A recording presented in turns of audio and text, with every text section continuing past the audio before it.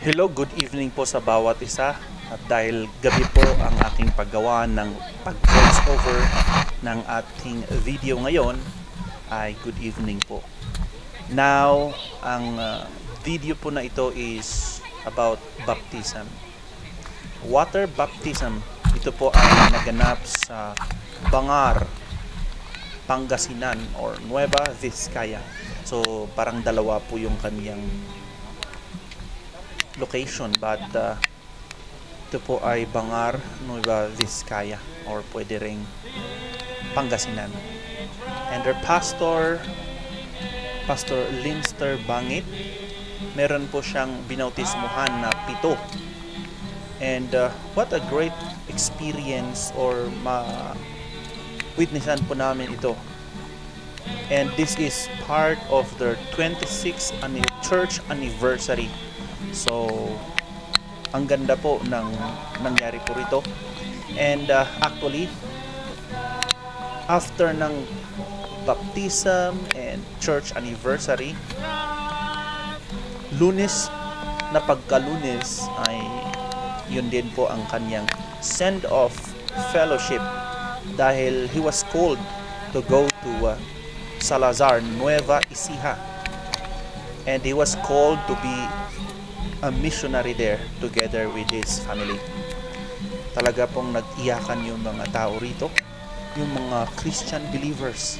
And one thing I observed is that yung mga neighboring churches na nag-church sa ibang churches ay dumalo rin sila, nagbigay ng kanilang pasalamat sa buhay ni Pastor Linster na nagamit sa Bangar.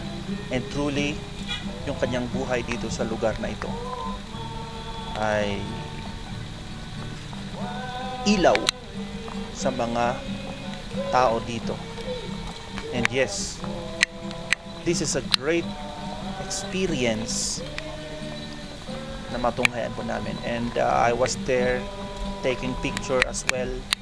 And I don't know the names of these people, but I believe they have decided to follow Jesus Christ.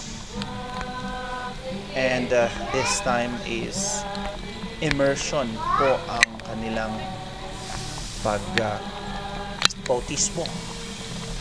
And it's a great or perfect picture of what Jesus has done to us. He died and He rose again. And sana itong video na ito, it will be a witness or reminder to these people, to this newly baptized, na magpatuloy. They will not surrender. They will not backslide. And I pray na tuloy-tuloy po ang kanilang paglago sa espiritual na kanilang pamumuhay. And you know, ito yung mga bagay na yung mga event na masaya ang bawat isa na may nag-decide na mag-follow sa Panginoong Jesucristo. Maraming mga Kristiyano, tinatanong namin, you want to follow Christ as your Lord and Savior through baptism? Nagsasabing hindi. You know, this is our first obedience to the Lord Jesus Christ, to give our life to Jesus Christ through water baptism. And dito na po natin masasabi na, yeah, I declare I am a follower of Christ. You're declaring to the people, to the witnesses who came, that you want to follow Christ. Sad to say, may mga talaga, ibang mga nagpapabautismo. After ng baptism, wala na sila sa church. And I hope that this video will remind each and every one of us, if you are really a follower of Christ, you will also be part of sharing the gospel. Talaga pong marami pong klase ang pwede nating ihalin tulad ang ating buhay. We are like a fisherman. Remember when Jesus Christ said to His disciples, "Follow me, And I will make you fishers of men. So ito po, tayo po ay namimingwit ng kaluluwa ng mga tao na wala pa si Kristo sa buhay nila. And sana po, we are all in this together.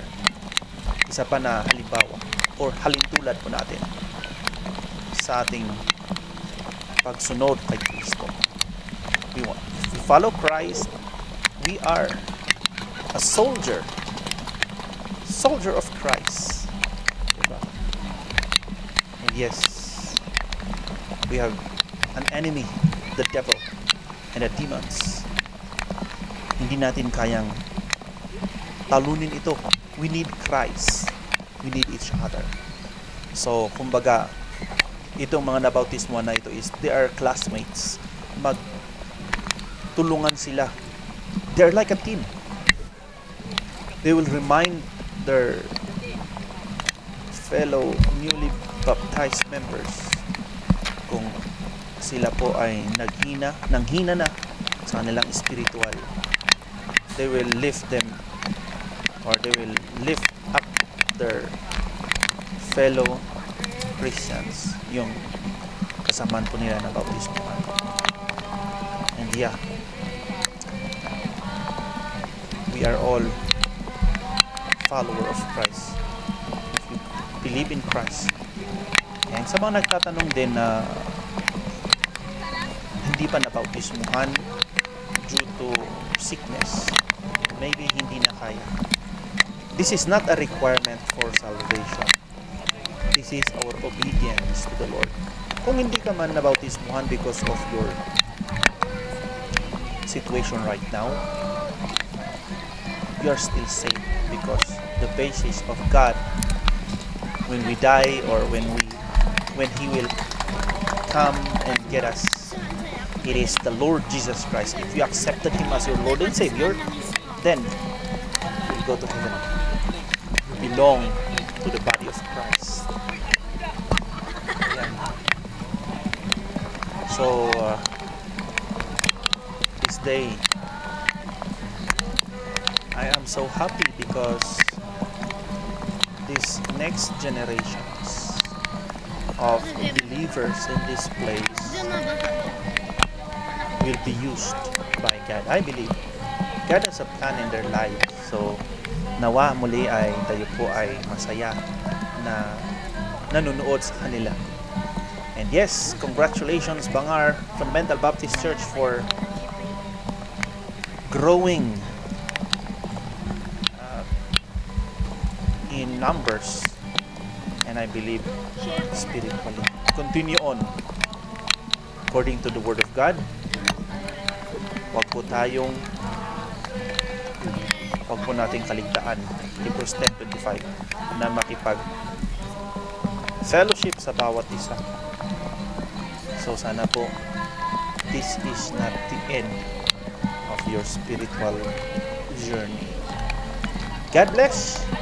Again, happy 26th anniversary, Bangar Fundamental Baptist Church, and to Pastor Linster Bangit, may the Lord use you more in Salazar. May God bless us all. Good evening to one and all, and good morning kung morning mo po papanood ito. God bless po.